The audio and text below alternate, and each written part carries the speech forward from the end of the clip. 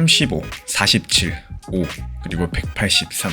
이거 무슨 복권 번호 불러드리는 게 아닙니다. 미국 대통령 4명의 성적표입니다. 대통령이 되고 나서 자기 재산이 몇 퍼센트 늘었는지, 이 부시가 35% 증가했고요. 오바마가 47%, 바이든이 5%, 그리고 트럼프가 183% 증가했습니다. 근데 하필 이 차트가 공개된 이번 주에 뉴스가 하나 더 떴죠. 트럼프 측에서 이번 주 안에 수십 개 나라에 새로운 관세를 매길 거라는 소식이요. 이 관세라는 단어 자체가 코인 하시는 분들한테는 거의 트라우마 같은 버튼이죠. 작년에 이 관세 단어 때문에 어땠습니까? 코인 시장이 정말 강력하게 폭락을 보여줬었고 계좌가 몇 번을 출렁였었는지 다들 몸으로 기억을 하고 계실 겁니다. 먼저 관세 뉴스부터 정확하게 보겠습니다. 영국의 파이낸셜 타임즈의 보도인데요. 트럼프 측에서 이르면 이번 주 수십 개 나라에 새로운 관세를 부과할 예정이다라고 해요. 관세는 쉽게 말씀드려서 외국 물건이 미국에 들어올 때 붙는 세금인데요. 지금 전 세계 일괄로 걸려있는 10%짜리 임시 관세가 이번 주 금요일에 만료될 예정인데, 당장 새로 나올 관세는 대부분 지금과 비슷한 10% 수준이 될 거다. 다만 일부 나라에서는 더 높은 관세를 매길 법적 방법을 따로 찾는 중이다. 여기까지가 보도의 뼈대입니다. 그리고 한 가지 더 있죠. 이 참모들이 말렸다라고 해요. 11월 달에 미국 중간 선거가 있는데 그 직전에 경제에 충격을 주는 건 위험하다라고 말렸다고 합니다. 근데도 밀어붙이고 있는 중이라는 거고, 실제로 이번 주 월요일에는 캐나다 물건에 50% 관세를 발표했고요. 브라질에는 이미 25%를 매겨놓은 상태입니다. 여기까지만 들으시면 어떠신가요? 좀 무섭죠? 또 시작이구나 싶으실 겁니다. 근데 저는 이 기사를 읽다가 단어 하나에서 멈췄습니다. 만료. 임시 관세가 금요일에 만료된다라고요. 잠깐만요. 관세에 왜 유통기한이 있을까요? 그리고 왜 하필 이번 주 금요일에 만료일까요? 이 질문에 대한 정답이 올해 2월 달에 숨어 있습니다. 2월 20일 미국 대법원이 큰 판결을 하나 내렸죠. 트럼프 대통령이 작년부터 전 세계에 매겨온 관세들이 있는데, 이렇게 비상시에 대통령이 쓸 수 있는 특별법을 근거로 한 거였는데, 대법관 9명 중에 6명이 이렇게 판단을 했습니다. 그 법에는 관세를 매길 권한이 없다. 세금을 걷는 권한은 원래 의회의 것이다. 한마디로 그동안의 관세는 법적으로 무효라는 판결이었죠. 그럼 관세가 전부 다 사라졌느냐? 아닙니다. 트럼프 측에서는 판결이 나온 바로 그날 다른 법조항으로 갈아탔습니다. 무역법 122조라는 건데요. 이건 합법적으로 쓸 수 있는 대신 조건이 붙어 있어요. 세율은 최대 15%까지만 가능하고 기간은 최대 150일까지만, 말하자면 150일짜리 임시 허가증인 셈이겠습니다. 그럼 이제 달력을 한번 보겠습니다. 2월 말에 시작된 150일, 손가락으로 짚어보면 어디서 끝날까요? 바로 지금 7월 말입니다. 금요일에 만료된다는 그 임시 관세가 이 150일짜리 허가증이란 얘기겠죠. 날짜가 정확히 일치하는지 정부 문서로 도장까지 확인한 건 아니겠지만 시간표가 이렇게 딱 맞아떨어집니다. 그러니까 이번 주 뉴스의 정체는 바로 이겁니다. 새 폭탄이 떨어지는 게 아니라 유통기한이 다 된 허가증을 갱신하는 날이 온 겁니다. 그래서 새 관세도 대부분 지금과 비슷한 10% 수준이라고 보도가 된 거고요. 물론 캐나다 50%처럼 특정 나라를 콕 집어가지고 때리는 인상은 진짜로 있습니다. 그건 그대로 긴장하셔야 될 부분이겠지만, 다만 작년처럼 이 전 세계에 한꺼번에 폭탄이 떨어지는 그림, 그리고 있던 관세의 연장 수속은 시장이 받는 충격의 종류가 다를 수밖에 없다는 겁니다.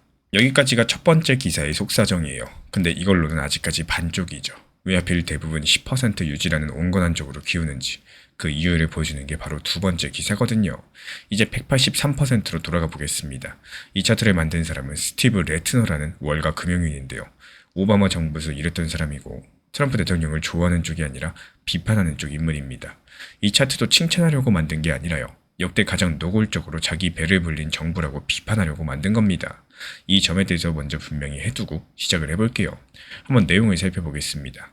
이 부시 대통령 측에서는 취임 후 2년 동안 재산이 35% 증가했죠.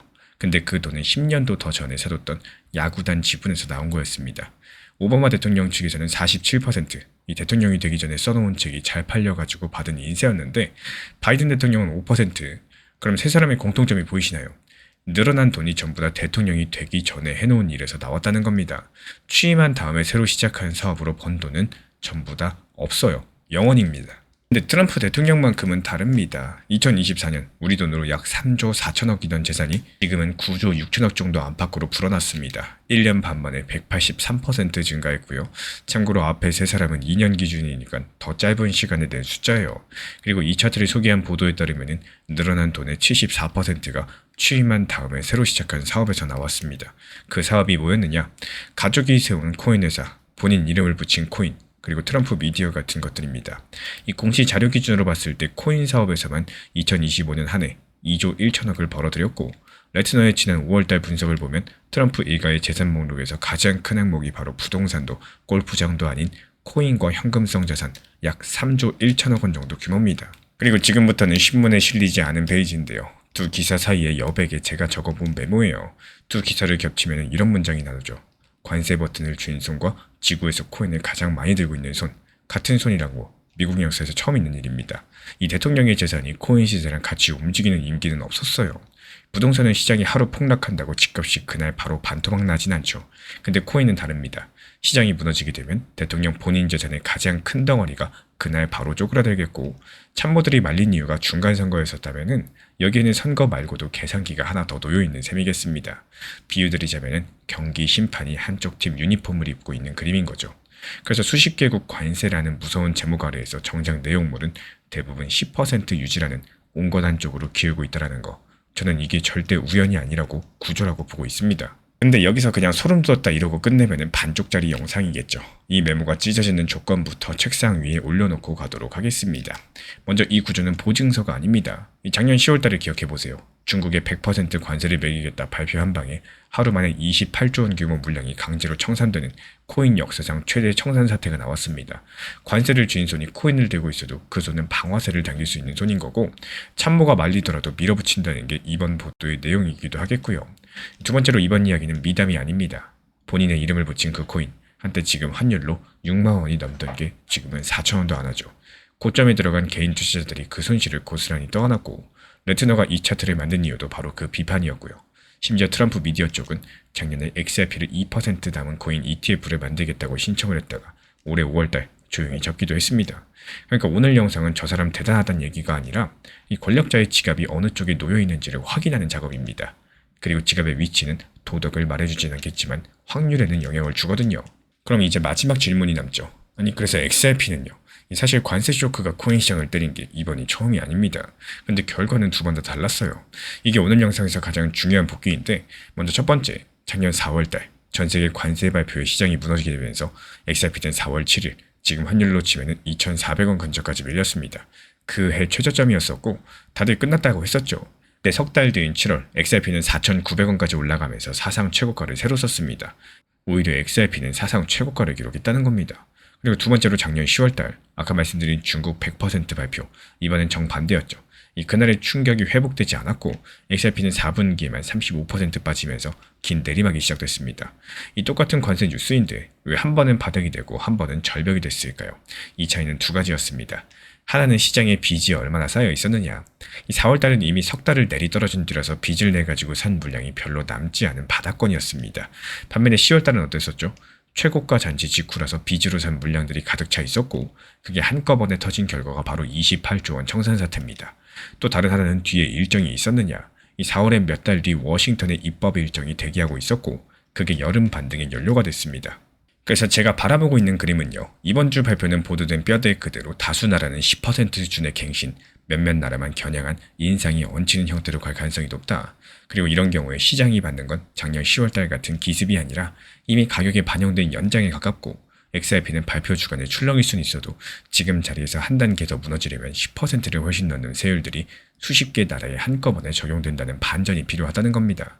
그리고 여기에 따른 반전은 석 달 반 앞으로 온 선거, 본인 지갑, 이 두 개의 비용 때문에 고를 이유가 적다라고요. 이렇게 보고 있습니다. 그 근거는 세 가지인데, 먼저 첫 번째, 이 보도 자체가 10% 수준 유지를 뼈대로 전하고 있다는 거. 두 번째, 이 참모들의 경고가 기사에 실렸다는 것 자체가 100억간 안에 충격은 안 된다는 계산이 실제로 존재한다는 증거겠고, 183%짜리 지갑이 그 계산의 무게를 더한다는 거. 그리고 세 번째로 XRP의 현재 위치가 작년 10월달과 정반대이기 때문에 같은 크기의 뉴스라도 부서지는 힘이 다르다라는 거죠. 지금 같은 시장에서 가장 중요한 점은요, 한 가지 방향성에 대해서만 보시면은 오히려 손해볼 수밖에 없는 시장입니다. 그렇다면 어떻게 접근을 해야 되느냐? 지금은 무조건 투트랙 전략이 필요한 장이다, 이렇게 보여주고 있는데요. 한쪽 비중에 대해서는 중장기 물량으로 계속 모아가세요. 이거는 큰 흐름에 대해서 먹는 계좌다라고 보시면 되는 거고, 나머지 비중에 대해서는 단타 물량으로서 운영을 하시면서 좋은 타점에서 매수하시고 또 목표가에서 매도하시고 이거를 계속 반복하시면서 말 그대로 지속적인 수익을 쌓아 나가는 겁니다. 방금 전 엘프코인 같은 경우는 124원 구간에서 매수해가지고 129원의 목표가 도달하면서 수익 실현했고요. 도지코인도 역시 마찬가지로 140원 구간에서 매수해서 145원의 목표가 도달하면서 수익 마무리됐습니다. 여기에서의 핵심이 뭐냐? 아무 데서나 막 들어가는 게 아니라 좋은 자리에서 미리 진입을 하고 여기에 따른 정확한 목표 가격을 미리 정해놓고 대응을 했다는 점입니다. 이렇게 단타로서 만든 수익들은 중장기 포트폴리오 계좌로 옮겨가지고 이 중장기 물량에 대해서 계속 축적하고 쌓아 나가시면 되는 거고요. 그리고 나머지 수익에 대해서는 다시 한번 단타 계좌에 넣어가지고 키우는 데 쓰셔도 되고 아니면 개인적으로 그냥 활용하셔도 됩니다. 뭐 가족들하고 외식을 하거나 평소에 못 샀던 거 사거나 여러 가지 방법으로 스트레스를 풀 수도 있겠죠. 결국에 계좌를 키우는 사람들은요, 중장기 포트폴리오에 기다리는 돈 그리고 단기적으로 운영해서 수익을 키워나가는 이렇게 굴리는 돈을 따로 놓습니다. 한마디로 포트폴리오가 한계가 아니라는 거겠죠. 이 부분들에 대해서 혼자 하실 수 있는 분들은 혼자 하셔도 좋습니다. 그런데 이번에 처음 진입하셔가지고 혼자 타점 잡기가 어려운 분들 아니면 오랜 기간 내가 혼자서 투자를 해봤었지만 이렇다 할 수익을 보지 못하신 분들 같은 경우는 현재 우리 채널에서 운영 중에 있는 단타방에 입장을 하셔도 좋습니다. 지금 우리 채널 같은 경우는요, 먼저 챗 GPT를 활용한 단기 타점 수익방을 운영 중에 있고, 그리고 두 번째로 리플 XRP와 관련된 전용방이 있고요. 세 번째로 속보를 빠르게 전달드리고 있는 브리핑방이 있습니다. 이렇게 세 가지 방을 운영 중에 있기 때문에 원하시는 방 입장에 대해서 말씀을 해주시면은 제가 직접 안내 도움 드리도록 하겠습니다. 그리고 챗 GPT 활용방 같은 경우는요, 1년 365일 시장 모니터링하면서 시장이 하락했을 때 좋은 자리에서 진입을 하거나 진입 이후에는 목표 가격을 미리 걸어놓고 매도 체결되면 알림 드리면서 시장이 추가적으로 상승이 예상되는 경우에만 신규 타점을 드리고 있기 때문에 지금 시장이 과연 추가 하락이 예상되는 시장인지 아니면 바닥을 짚은 시장인지 아니면 다소 비싸게 내가 매수하더라도 더 비싸게 매도할 수 있는 시장인지 인공지능과 챗GPT 활용해서 짚어보면서 대응에 대해서 도움드리고 있습니다. 우리 구독자분들께서는요, 하루 종일 차트만 보고 있을 필요가 없어요. 원칙대로만 편하게 그냥 대응하시면 되는 거기 때문에 이런 부분들에 대해서 우리와 함께 하고 싶으신 분들만 댓글창 링크 통해서 신청해 주시면 되고요. 다른 거 바라지 않습니다. 구독과 좋아요만 눌러주시고 영상 보시면서 따라와 주시기 바랍니다. 지난 폭락장세 XRP 1830원 그리고 1900원서 이렇게 두 차례 분할 매수 들어갔던 물량들 이번에 2200원 단기 매도하면서 깔끔하게 나왔죠. 추가적인 매수 매도 타점 속보로서 받아보고 싶으신 분들께서는 현재 보이는 번호로 연락 주시거나 댓글창 링크 통해서 신청 주시면 확인되는 대로 입장 드리겠습니다. 제가 안내해드리고 있는 코인 신사 채널 멤버십 전용방에 대해서 짧게 설명드려 보도록 하겠습니다. 리플, 암호화폐 시장에 대한 중요한 이슈, 그리고 브리핑이나 시장의 흐름에 대한 전문적인 분석 내용 설명과 함께 차트상의 기술적 분석, 온체인 지표와 투자 심리에 대한 내용들을 같이 안내 도움 드리고 있고, 가장 중요한 투자 심리를 컨트롤하기 위해서 포트폴리오의 구성에 대한 노하우, 투자 심리 컨트롤에 대한 내용도 같이 안내 드리고 있습니다. 코인 신사 스터디 멤버십 가입하신 분들께서는 아래 번호 혹은 신청 링크 통해서 남겨주시면 제가 연락드리고 있고, 안내 설명과 함께 신사 채널 리플 전용 멤버십 방에도 입장 안내 설명드리고 있습니다.